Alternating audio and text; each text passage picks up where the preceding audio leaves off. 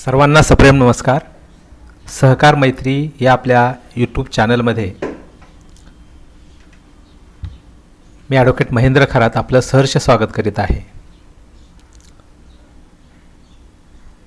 सहकारी संस्था ती कोणत्याही प्रकारची असो, लेखापरीक्षण अहवालाची रचना कशी असावी, लेखापरीक्षण अहवालामध्ये विभाग अ, विभाग ब आणि विभाग क अशा 3 प्रकारच्या विभागामध्ये आपण लेखापरीक्षण अहवाल, त्याला आपण वैधानिक लेखापरीक्षण अहवाल म्हणतो, तो आपण तयार करत असतो.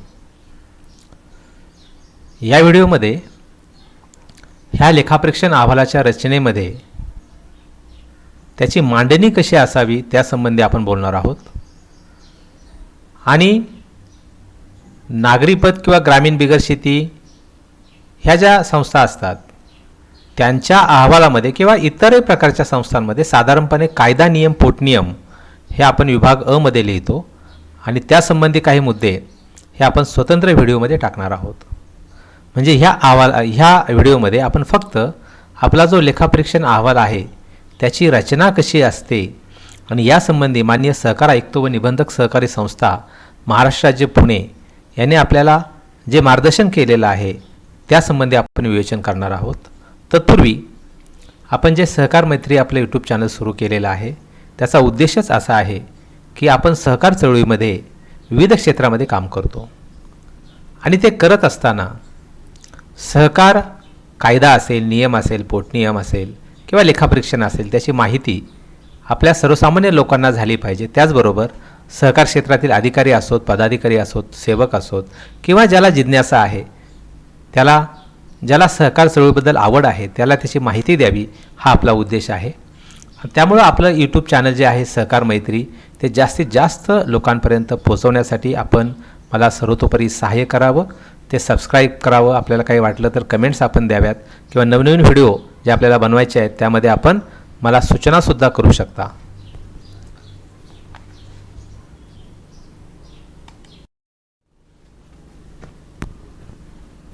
लेखापरीक्षण अहवालाची रचना जी असते ती भाग अ, ब आणि क मध्ये विभागलेली असते आणि यासाठी एक अतिशय चांगलं ज्याला आपण ऐतिहासिक असं एक जे पायाभरणी करणारं असं एक मूलभूत असं एक जी परिपत्रकीय सूचना आहे आणि ते परिपत्रक 19 मे 1997 रोजी माननीय सहकार आयुक्तांनी आपल्याला आदेशित केलेलं आहे. ज्यावेळेस आपण वैधानिक लेखापरीक्षण ज्याला आपण स्टॅट्युटरी ऑडिट करत असतो, 99/2014 नंतर आपण पॅनलवर जे सनदी लेखापाल असतील किंवा कॉस्ट अकाउंटंट असतील किंवा इतर प्रमाणित लेखापरीक्षक असतील त्यांनी त्यांचं लेखापरीक्षण करताना या सूचनाचं काटेकोर पालन करावं. म्हणजे आपला एक लेखापरीक्षण अहवाल हा परिपूर्ण होणार आहे असं मानायला हरकत नाही आहे. सगळ्यात सुरुवातीला विभाग अ, ब किंवा क असो, अनाठायी, अनावश्यक आणि पुनरावृत्ती होणारे लिखाण करू नये. अनाठायी म्हणजे जे आवश्यक नाही, उदाहरणार्थ संस्थेच्या इमारतीला भेट दिलेली आहे, इमारत अतिशय सुंदर आहे आणि सर्व व्यवस्थांनी नटलेली आहे, तर अशा पद्धतीनं जे अनावश्यक आहे किंवा सातत्याने समजा निधीची गुंतवणूक नाही आहे, मग सातत्याने त्या मुद्द्याचा विचार करणं, राखीव निधी असेल, इमारत निधी, पुन्हा तोच मुद्दा करणं की नफ्यातून भांडवली निधी काढणे आवश्यक होते, त्याची गुंतवणूक करणे आवश्यक होते, पुन्हा दुसऱ्या निधीला तोच मुद्दा नफ्यातून भांडवली निधी. तर तात्पर्य असं की आपण सुरुवातीलाच म्हणू शकता की नफ्यातून जे निधी काढले जातात ते भांडवली निधी असतात, त्याची स्वतंत्र गुंतवणूक करावी आणि मग आपण तो मुद्दा रिपीट करण्याची आवश्यकता नाही आहे. तात्पर्य असं की अनाठायी, अनावश्यक आणि पुनरावृत्ती तेच होईल, म्हणजे आपलं लिखाण हे रटाळवाणं होईल, वाचण्यामध्ये थोडंसं जटिलपणा येईल अशा पद्धतीने आपण किंवा एखाद्या व्यक्तीला त्यामध्ये बोर होईल अशा पद्धतीने आपण लिखाण करू नये. लेखापरीक्षण अहवालामध्ये जे मुद्दे असतात ते त्रोटक आणि स्वयंस्पष्ट असावेत. म्हणजेच काय की शक्यतो आपण त्यामध्ये टेबल, ज्याला आपण म्हणतो की टेबल रचना करू शकता. म्हणजे आपल्याला जे काही मांडायचं आहे ते मोजक्या शब्दामध्ये आणि स्वयंस्पष्ट सहजपणे ते समजेल अशा पद्धतीचं असावं.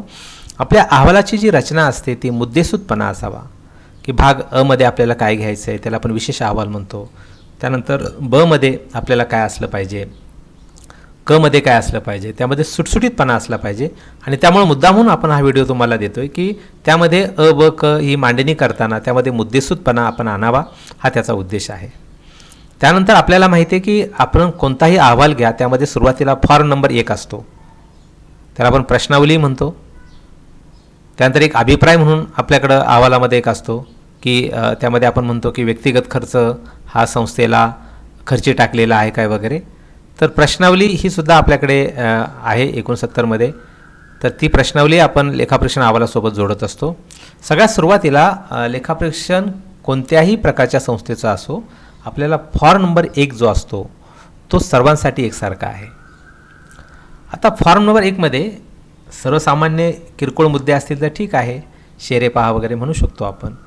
पण आपल्याला जे काही मुद्दे नमूद करायचे आहेत आणि त्यावर जर आपण भाग ब मध्ये तो मुद्दा लिहिलेला असेल किंवा भाग अ मध्ये तो मुद्दा लिहिलेला असेल, तर आपण भाग अ, त्यानंतर पान क्रमांक, मुद्दा क्रमांक असं त्यामध्ये लिहावं.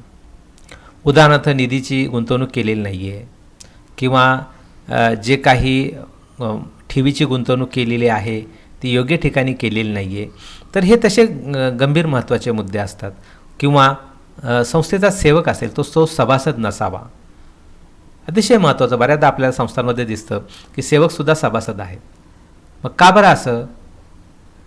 तर आपल्या कायद्यामध्ये असं म्हटलेलं आहे की आपण संस्थेचे सभासद असाल तर आपल्याला संस्थेच्या व्यवहारामध्ये प्रत्यक्ष आणि अप्रत्यक्ष ढवळाढवळ करता येत नाही.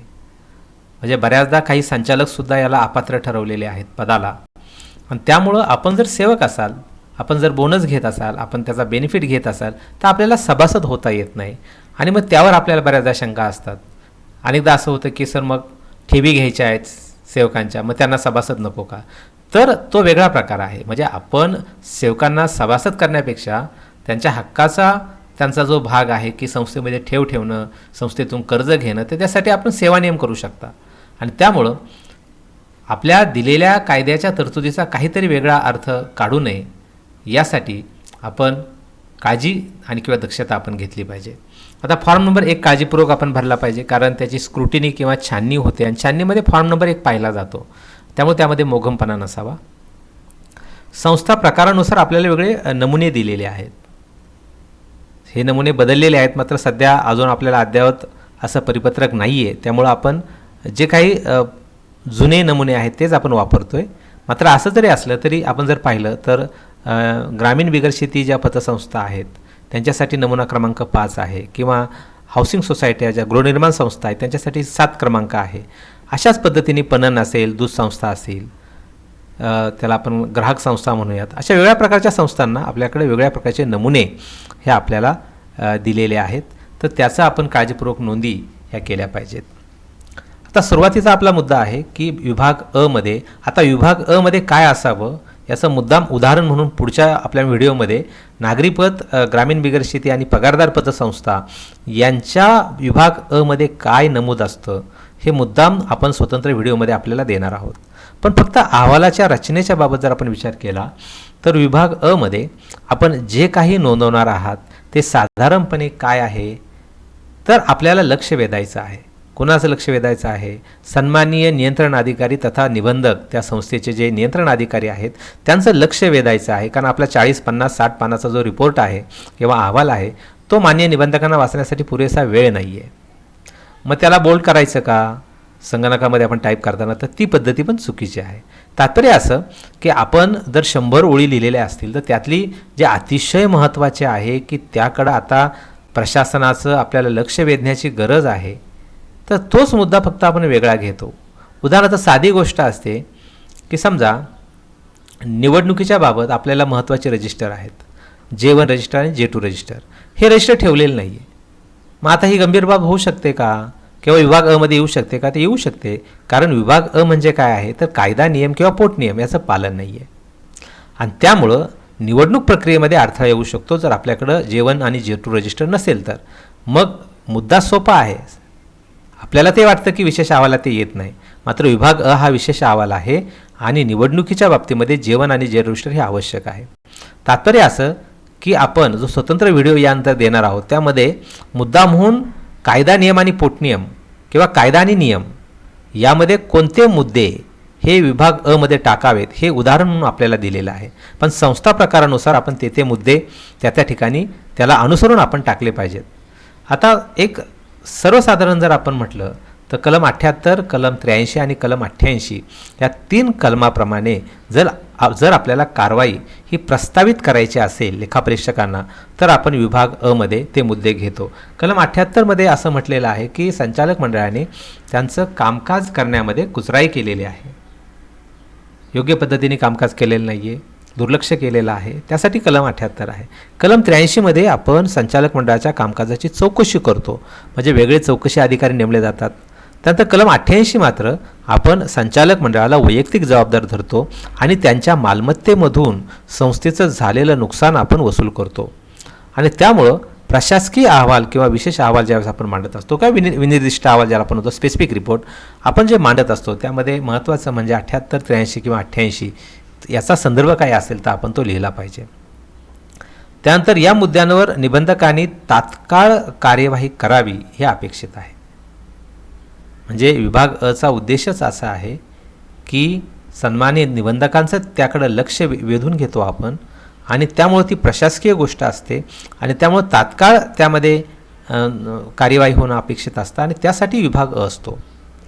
हा विभाग जो असतो त्यामध्ये याच्यातूनच आपण पुढं विशेष अहवाल किंवा आपला विनिर्दिष्ट अहवाल आपण तयार करत असतो.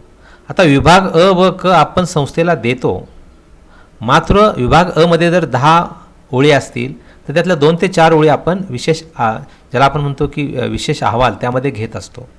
आता विशेष अहवाल मात्र आपण संस्थेला देत नाही किंवा फौजदारी स्वरूपाचा जो अहवाल विनिर्दिष्ट अहवाल किंवा स्पेसिफिक रिपोर्ट असतो तो आपण संस्थेला देत नाही आहे. आणि त्यामुळे विभाग अ मध्ये जी काही मांडणी कराल ती व्यवस्थित करावी, कारण विभाग अ मधूनच आपले स्पेशल रिपोर्ट आणि स्पेसिफिक रिपोर्ट विशेष अहवाल आणि विनिर्दिष्ट अहवाल हे दोन्ही अहवालाची जी रचना आहे ती विभाग अ वरून होते. विभाग अ मध्ये जे आहे तेच मुद्दे पुढच्या अहवालामध्ये येतात. त्यामुळे जर विभाग अ मध्ये एखादा मुद्दा नसेल आणि तुम्ही जर स्पेसिफिक रिपोर्ट किंवा आपण जर त्याचा विशेष अहवाल करत असाल तर ती अतिशय गंभीर आपली चूक होऊ शकते. आणि त्यामुळे आपल्याला जे काही स्पेशल रिपोर्टमध्ये मांडायचं आहे, जे काही स्पेसिफिक रिपोर्टमध्ये मांडायचं आहे हे आपण सगळ्यात प्रथम विभाग अ मध्ये त्या ठिकाणी योग्य पद्धतीने मांडलं पाहिजे. त्यानंतर विभाग अ मध्ये आपण लिहित असतो की जर गैरव्यवहार ज्याला आपण अफरातफर वगैरे म्हणतो किंवा अनियमितता म्हणतो तर ते मुद्देसुद्धा आपण त्यामध्ये लिहितो. त्यामध्ये जबाबदारी आपण निश्चित करतो, म्हणजे आपण त्यामध्ये नावं टाकतो. मग ते संचालक मंडळाची नावं असतील किंवा सेवकांची नावं असतील त्यांची नावं, साधारणपणे गैरव्यवहार किती रकमेचा झालेला आहे ती रक्कमसुद्धा आपण निश्चित करत असतो. आणि त्यामुळं त्यामध्ये आपल्यामध्ये लिखाणामध्ये स्वयंस्पष्टता असली पाहिजे. त्यानंतर कायदा असेल, नियम असेल किंवा पोटनियम असेल किंवा इतर संदर्भित असे बरेच कायदे असतात, उदाहरणार्थ इमारत खरेदी असेल किंवा त्याचं मॉर्गेज केलेलं असेल तर यासाठी मालमत्ता हस्तांतरण कायदा असेल किंवा भारतीय करार कायदा असेल तर असे अनुषंगिक कायदे जे असतात त्यासंबंधीसुद्धा आपण त्यामध्ये माहिती घेतो. त्यानंतर संस्थेचे जे रेकॉर्ड आहे त्याबद्दलसुद्धा विवेचन आपण जर गंभीर प्रकार त्यामध्ये असला तर भाग अ मध्ये आपण नमूद करत असतो.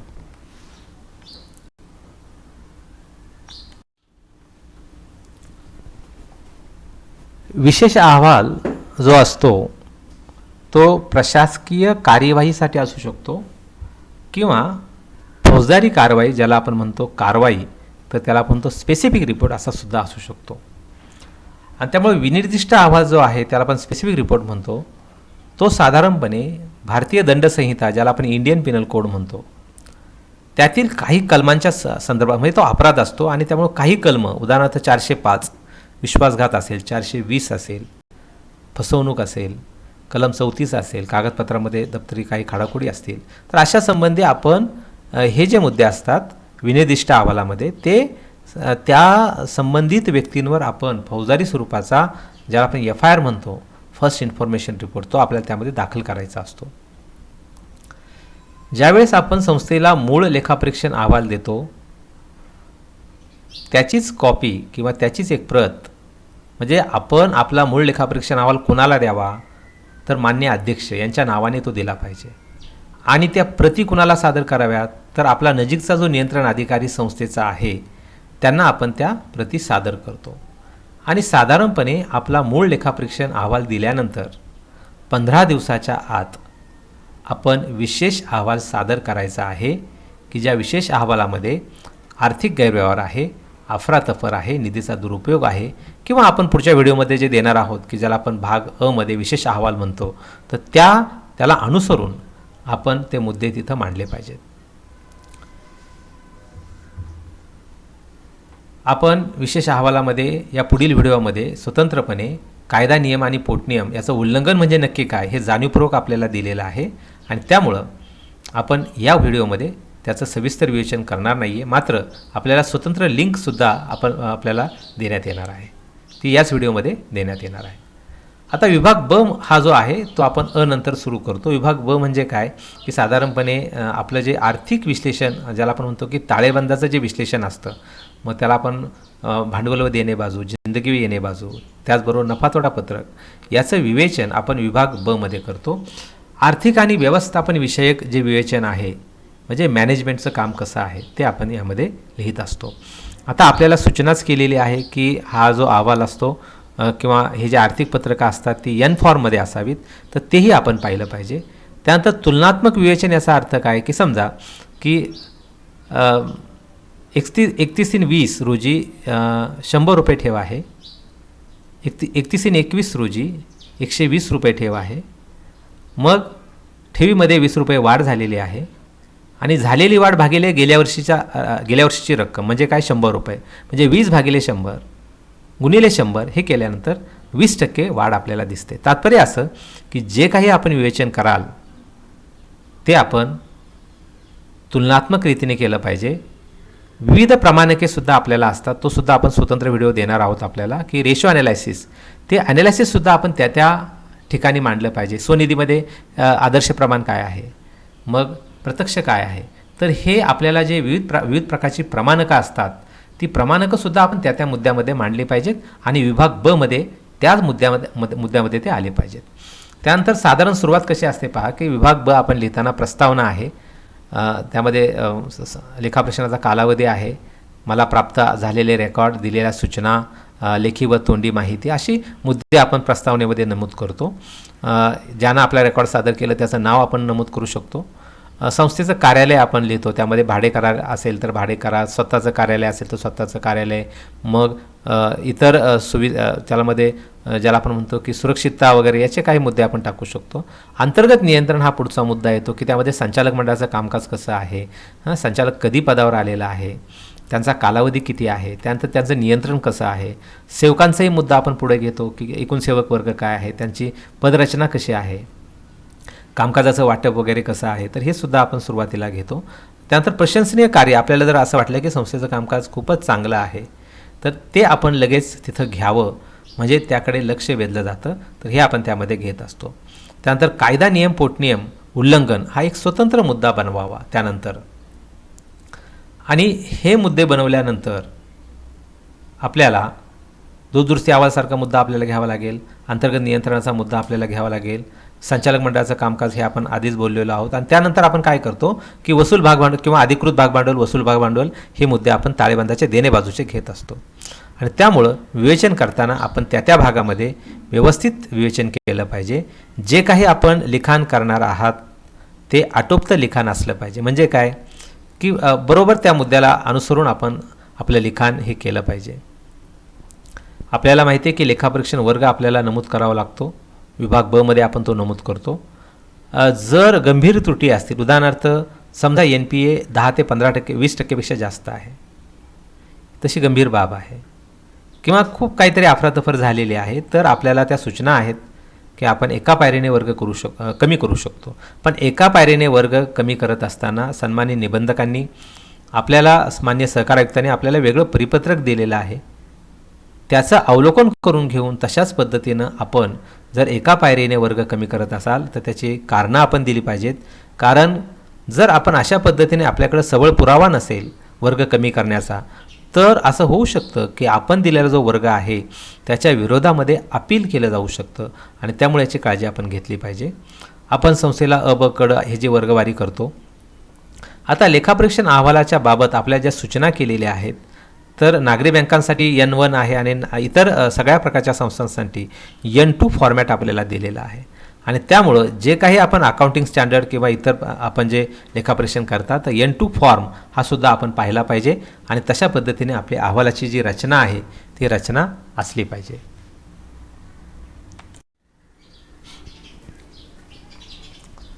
ज्याप्रमाणे विभाग ब मध्ये कायदा नियम पोटनियम हा मुद्दा आपण स्वतंत्र घेत असतो. कायद्याचं कलम 1960चा कायदा, त्यानंतर नियम 1961 त्यातले नियम आणि पोटनियम तो सुद्धा आपण क्रमांक लिहितो आणि तिथं संक्षिप्त विवेचन करतो. उदाहरणार्थ जे नमुना रजिस्टर नाही आहे, आय नमुना रजिस्टर नाही आहे, वारस दाखले दिलेले नाही आहेत, भागाची गुंतवणूक, स्वनिधी उभारलेला नाही आहे, तर अशा पद्धतीने आपण त्या ठिकाणी ते मुद्दे नमूद करतो. त्यानंतर नवीन जो 2014चा बदललेला कायदा आहे त्यामध्ये दोन महत्त्वाचे शब्द आहेत की संस्थांनी लेखापरीक्षण करत असताना किंवा संस्थेचे जे ज्याला आपण म्हणतो की अकाउंटिंग जे आहे ते अकाउंटिंग स्टँडर्डप्रमाणे आहे की नाही आणि ऑडिटिंग स्टँडर्ड हे ऑडिटर जे असतात ज्याला आपण वैधानिक लेखापरीक्षक म्हणतो त्यांना पाहण्यास सांगितलेलं आहे. आणि त्यामुळे जाणीवपूर्वक आपण या मुद्द्यामध्ये अकाउंटिंग स्टँडर्ड ज्याला आपण लेखे मानांकन म्हणतो जे 1 ते 30 मध्ये आपल्याला दिलेले आहेत त्यातली जी अतिशय आपल्या कामकाजाची संबंधित आहेत की डायरेक्ट कामकाजाच्या संबंधित आहेत. मात्र यावर आपल्याला स्वतंत्र विवेचन एक स्वतंत्र व्हिडिओनी करायचं आहे. लगेच आपण इथं पूर्ण विवेचन करत नाही आहे, मात्र फक्त आपल्याला ओळख व्हावी की 1 ते 30 काय आहे ते आपण इथं आपल्याला दिलेलं आहे की अकाउंटिंग स्टँडर्ड 1 मध्ये स्पष्ट आपल्याला सूचना केलेली आहे. आणि हे जर आपण नवीन 2014चे जर आपण कायदा पाहिला तर त्यामध्ये आपल्याला स्पष्ट सूचना आहे लेखापरीक्षकांना की जे आपण ऑडिट करणार आहात त्यामध्ये अकाउंटिंग स्टँडर्डचं आपण पालन केलं पाहिजे. अकाउंटिंग स्टँडर्ड बरोबर आपण जो वेगळा टेबल बनवतो की या स्टँडर्डचं उल्लंघन त्या स्टँडर्डचं उल्लंघन त्याच्यापेक्षा त्या मुद्द्यामध्ये तो मुद्दा नमूद करत असताना उदाहरणार्थ समजा यादी जुळत नाही आहे शेअरची तर तिथं आपण म्हटलं पाहिजे की अकाउंटिंग स्टँडर्ड 1 प्रमाणे जे काही हिशोबी नोंदी आहेत त्या काळजीपूर्वक केलेल्या नाही आहेत, यादी जुळत नाही आहे. आणि त्यामुळं हे जे काही अकाउंटिंग स्टँडर्ड आहे ते त्या ठिकाणी लेखापरीक्षण अहवालाच्या भाग ब मध्ये जे काही आपण ताळेबंद विवेचन करतो त्या ठिकाणी त्या अकाउंटिंग स्टँडर्डचा जर आपण उल्लेख केला तर आपल्या अहवालाला एक ज्याला आपण म्हणतो की एक चांगला दर्जा हा त्यामध्ये मिळू शकतो. आता अकाउंटिंग स्टँडर्ड 1 मध्ये आपल्याला लेखा मानांकन पद्धती किंवा अकाउंटिंग सिस्टीम कशी आहे ती योग्य असली पाहिजे असा उल्लेख त्यामध्ये केलेला आहे. योग्य असली म्हणजे काय की ज्या काही तरतुदी असतील किंवा ज्या काही रचना असेल ते आपल्या योग्य पद्धतीने आपण त्यामध्ये मांडणी ही आहे की नाही किंवा खर्च त्या पद्धतीने केलेत की नाही मांडणी केलेली आहे की ते आपण पाहत असतो. आता अकाउंटिंग स्टँडर्ड 1चं जे काय म्हणतो आपण की इंटरप्रिटेशन किंवा त्याचं जी मांडणी आहे त्या पुढच्या आपल्याला अकाउंटिंग स्टँडर्डमध्ये दिसते. उदाहरणार्थ अकाउंटिंग स्टँडर्ड 2 जे आहे ते असं सांगतं की ताळेबंदाची जी संपत्ती बाजू असते आणि संपत्ती बाजूमध्ये आपण पाहिलं की मालमत्तेमध्ये शिल्लक माल काही छापून घेतलेला आहे, छपाई असेल, उदाहरणार्थ रजिस्टर छापलेले असतात, ठेवीच्या पावत्या छापलेल्या असतात, तर छपाई स्टेशनरी किंवा शिल्लक माल तर याचं मूल्यांकन व्यवस्थित केलेलं आहे का. आता समजा एखाद्या विविध कार्यकारी सोसायटीमध्ये आपण गेलात आणि तिथं समजा खत विक्री आहे तर जे काही स्टॉक रजिस्टर आहे त्याप्रमाणे ताळेबंदाची ती येणे बाजू जुळते का मालमत्तेची किंवा स्टॉकची. असं काय आहे का खराब माल जो आहे तो खराब माल दाखवलेला आहे आणि तो पुढं त्यांना विकायचा आहे आणि जाणीवपूर्वक मालाची किंमत कमी केलेली आहे तर आणि मग खराब माल असेल तो जर आपण रकमेमध्ये धरला तर त्याचं काय किंमत राहणार आहे. किंवा 70 रुपयाचं पोतं आपण घेतलेलं आहे आणि आपण ते आता 100 रुपयाला विकत आहात तर अशा पद्धतीनं काही केलेलं आहे का. तर हे सुद्धा मूल्यांकन आपल्याला पाहायचं आहे की बऱ्याचदा असा छुपा नफा ह्या संस्था त्यामध्ये कमावत असतात. त्यानंतर कॅश फ्लो स्टेटमेंट हा एक प्रकार आहे अकाउंटिंग स्टँडर्ड 3 मध्ये की संस्थेमध्ये पैसा येण्याचे मार्ग आणि संस्थेतून पैसा जाण्याचा मार्ग तर हे सुद्धा आपण त्यामध्ये पाहिलं पाहिजे. त्यानंतर अकाउंटिंग स्टँडर्ड 4 मध्ये आपल्याला आकस्मिक देणे की जे आपल्या हिशोबात नाही आहेत. उदाहरणार्थ समजा की विम्याची रक्कम आपण आपल्या सभासदांचा विमा उतरवलेला 1 लाखाचा आणि त्यासाठी आपण 200 रुपये त्यांच्या खात्याला नावे टाकलेले आहेत.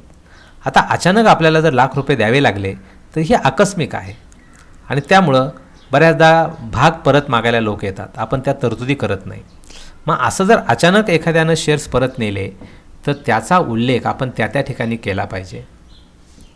त्यानंतर अकाउंटिंग स्टँडर्ड जी सिस्टीम आपण ठेवलेली आहे त्यामध्ये जर अचानक एखाद्यानं बदल केला, उदाहरणार्थ समजा उत्पन्न पहिल्या वर्षी 10 रुपये आहे, दुसऱ्या वर्षी 15 रुपये आहे, तिसऱ्या वर्षी 20 रुपये आहे, तर ते एक थोडीशी त्याला आपण म्हणतो की समानता दिसते. पण 10 रुपये उत्पन्न गेल्या वर्षी आहे आणि यावर्षी उत्पन्न 50 रुपये आहे. म्हणजे अचानक जर अशी झपाट्यानं उत्पन्नामध्ये वाढ होत असेल किंवा झपाट्यानं खर्चामध्ये वाढ होत असेल तर ते तात्काळ आपल्या लक्षात आलं पाहिजे. आणि मग अकाउंटिंग स्टँडर्डमध्ये काही चुकीचं केलेलं आहे का. उदाहरणार्थ समजा कर्ज मंजूर केलं आहे आणि मग त्यातले 3% 2% रक्कम इमारत निधीला घेतलेली आहे. आता हा अचानक बदल केला. यावर माननीय सहकार आयुक्तांनी आपल्याला सांगितलेलं आहे की 100 रुपये जर आपण कर्ज मंजूर केलं तर जे शेअर्स असतात 2.5% 5% त्याच्या व्यतिरिक्त आपण काही घ्यायचं नाही आहे. मग एखाद्या संस्थेने जाणीवपूर्वक कल्याण निधी म्हणा किंवा इमारत निधी म्हणा असं काही घेतलं तर उत्पन्नामध्ये प्रचंड वाढ होऊ शकते किंवा उत्पन्नामध्ये एखाद्या गोष्टीमुळे प्रचंड घट पण होऊ शकते.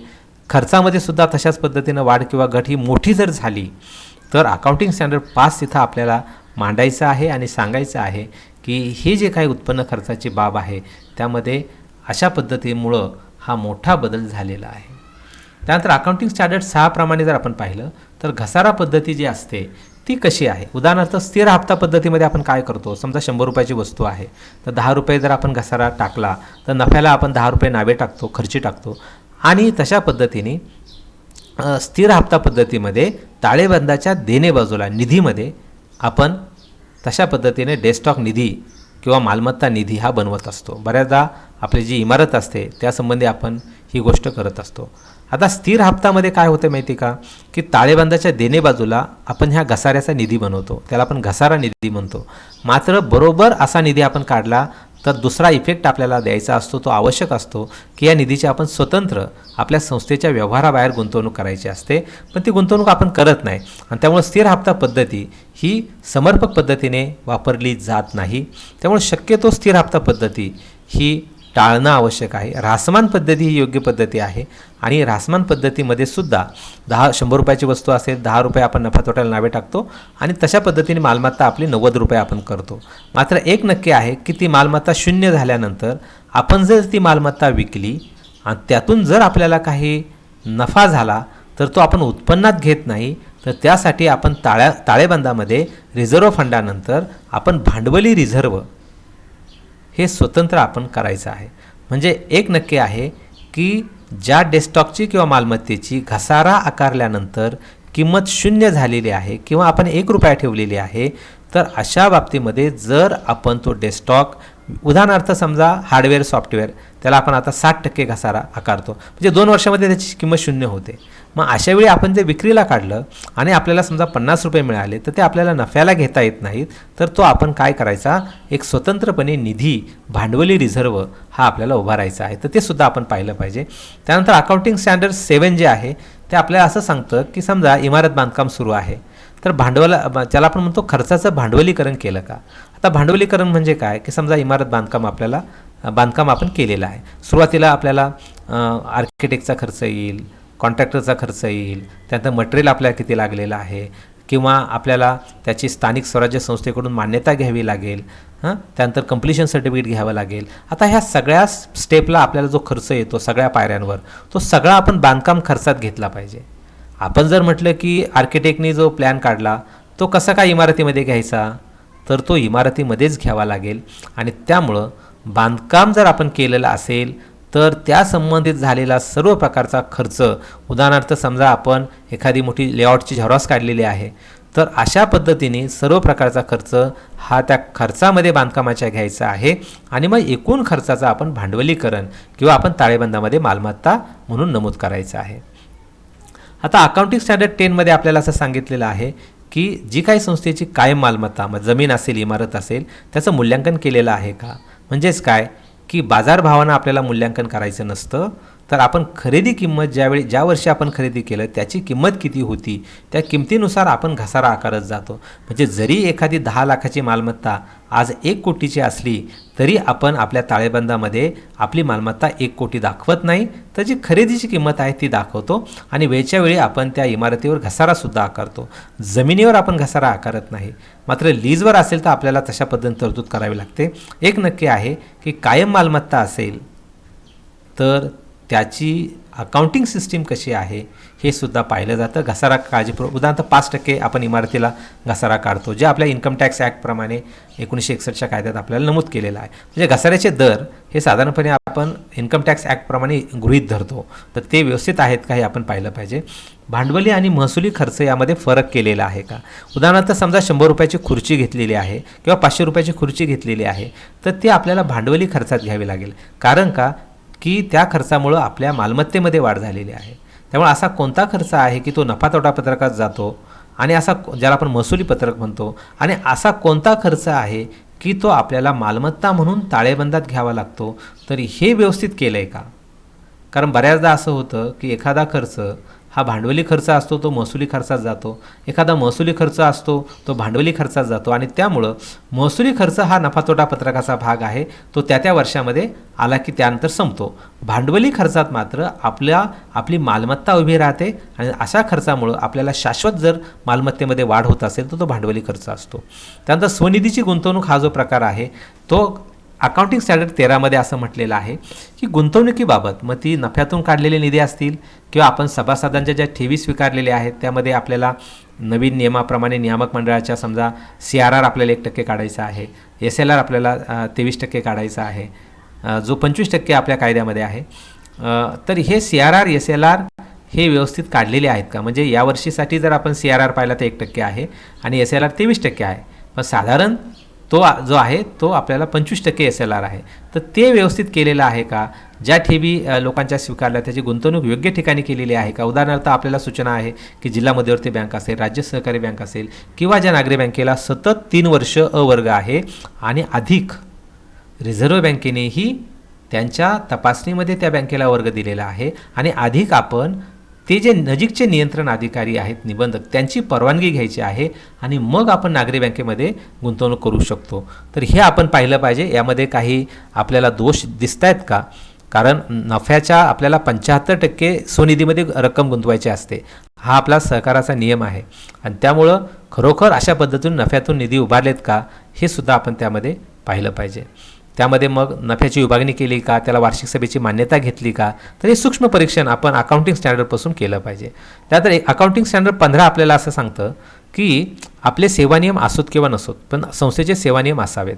आता समजा आपल्या सेवकांसाठी आपण वेगळ्या पद्धतीच्या योजना आखतो, उदाहरणार्थ बोनस आपण देतो किंवा पगार व भत्ते देतो, पेपर अलाउन्स देतो किंवा ट्रॅव्हलिंग अलाउन्स देतो, किंवा भविष्य निर्वाह निधी आपण सुरू केलेला असतो, ग्रॅच्युटी असते, पेन्शन काही संस्था योजना सुरू करतात.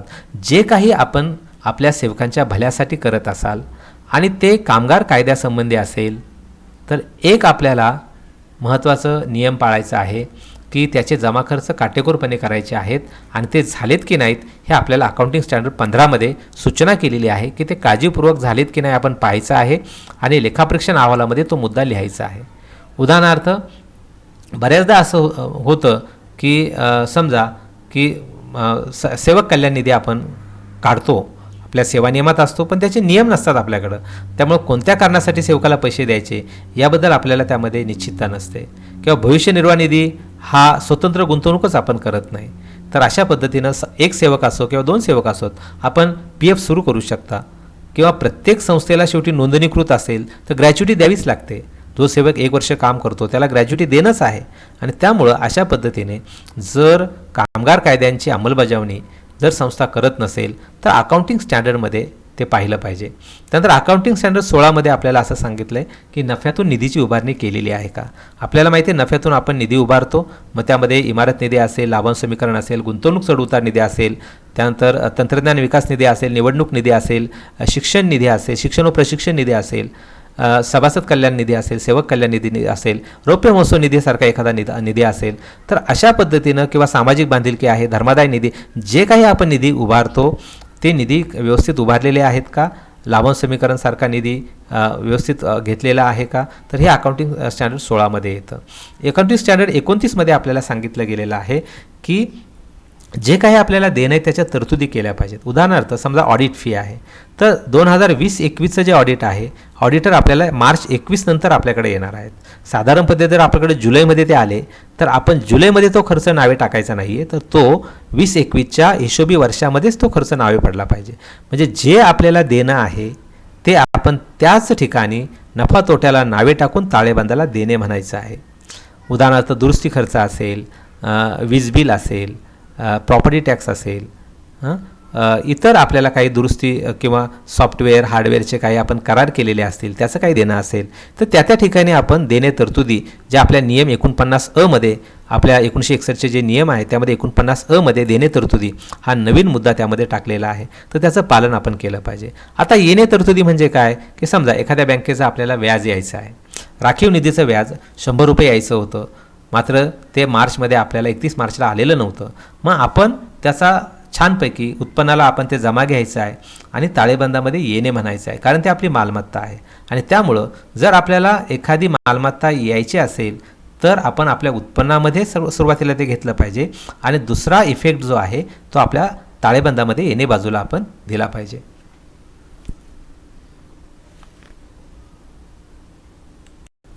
आता विभाग क जो आहे तो सर्वसाधारणपणे आपण वैधानिक लेखापरीक्षण करत असताना ज्या इतर हिशोबातल्या त्रुटी आपल्याला दिसतात, ज्याला आपण रेकॉर्ड नोंदीमध्ये ज्या त्रुटी असतात त्या आपण त्यामध्ये घेत असतो. उदाहरण समजा की संस्थेनं रोजचा जो डाटा, रोजचं जे काम होतं त्याचं डाटा सिस्टीम कशी ठेवलेली आहे.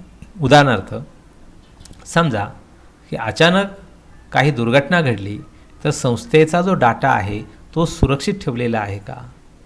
त्यानंतर संस्थेची जी ज्याला आपण तो की जे काही बॅटरी बॅकअप सिस्टीम असेल किंवा त्यामध्ये आपण EDP यामध्ये हे पाहतो की डाटा प्रोसेसिंग सिस्टीम कशी आहे, त्यामध्ये पासवर्ड एकमेकांचे शेअर केले जातात का, त्यामध्ये सिक्रेसी किंवा गुप्तता पाळली जाते का. त्यानंतर नियम 65 मध्ये आपल्याला वेगळ्या प्रकारचं रेकॉर्ड सांगितलेलं आहे. उदाहरणार्थ डेबुक असेल, कॅशबुक असेल, बँक स्टेटमेंट असेल, बँक पासबुक असेल, मालमत्ता रजिस्टर असेल, गुंतवणूक रजिस्टर असेल, सभासद रजिस्टर असेल, डेस्कटॉप रजिस्टर असेल, जे काही नियम 65 मध्ये म्हटलेलं आहे त्याच्या नोंदी कशा आहेत. उदाहरणार्थ डेबुकावर आपण मॅन्युअली डेबुक प्रिंट काढलेली आहे का, त्यानंतर त्याच्यावर सह्या केलेल्या आहेत. बऱ्याचदा आपण म्हणतो सॉफ्टवेअरमध्ये सगळं आहे, पण त्याची प्रिंट बऱ्याच ठिकाणी घेतली जात नाही, तर ती प्रिंट घेतलेली आहे का, त्यावर योग्य सही केलेली आहे का. त्यानंतर हा जो डाटा आहे तो सुरक्षित संस्थेच्या व्यवहाराबाहेर ठेवला पाहिजे. उदाहरणार्थ एखादी CD बनवलेली आहे, ती व्यवस्थापकांच्याकडे पण आहे आणि चेअरमन यांच्याकडे पण आहे, अशा पद्धतीनं आपण डाटा ही कशा पद्धतीनं सुरक्षित ठेवतो. किंवा मालमत्ता रजिस्टर योग्य आहे का, त्यामध्ये घसारा आकारणी केलेली आहे का, किंवा गुंतवणूक रजिस्टरमध्ये सगळं व्यवस्थित नोंदलेलं आहे का, डेस्कटॉप रजिस्टरमध्ये खरेदीची तारीख आहे का. तर हे सगळं, किंवा एखादी मुदत ठेवीची काउंटर असेल तर ज्याची ठेव पावती आहे त्याची काउंटरवर सही घेतलेली आहे का. कारण बऱ्याचदा असं होतं की इन्कम टॅक्सवाले तिथं येतात आणि तो व्यक्ती म्हणतो की माझी ठेव नाही आहे, कारण त्यांनी फोनवर सांगितलेलं असतं आणि आपण 5 लाखाची ठेवीची पावती तयार करतो. तात्पर्य असं की काउंटरवर सही महत्त्वाची आहे, इथं आपली जबाबदारी थोडीशी कमी होते. त्यानंतर सभासद कर्ज मागणी अर्ज असतात, किंवा सोने तारणासाठी अर्ज असतील, किंवा रजा रजिस्टर असेल, तर हे सगळं व्हाउचर्सवर बऱ्याचदा व्हाउचर्स केलीच जात नाहीत, किंवा व्हाउचर्स केली तर त्यावर तारीख नसणं किंवा सह्या नसणं, किंवा शासकीय पत्रव्यवहार आपण पाहिले पाहिजेत, त्याच्या पूर्तता केलेल्या आहेत का. विविध कर असतात, TDSचे जमा खर्च कसे केलेले आहेत, किंवा आयकर जी पद्धती आपल्याला सांगितली इन्कम टॅक्स संबंधी त्याचा हिशोब कसा केलेला आहे, GSTचं नंबर काढलेला आहे का, GST रिटर्न भरतात का, व्यवसाय कर संस्थेचा किंवा सेवकांचा तो भरला जातो आहे का, किंवा मालमत्ता कर असेल तो भरला जातो आहे का. तर साधारणपणे आपल्याला रेकॉर्डमध्ये ज्या त्रुटी दिसतात आणि इतर कारभार सुधारण्यासाठी आपल्याला जे काही मार्गदर्शन करायचं असतं ते आपण शेरेव सूचनामध्ये करत असतो. धन्यवाद.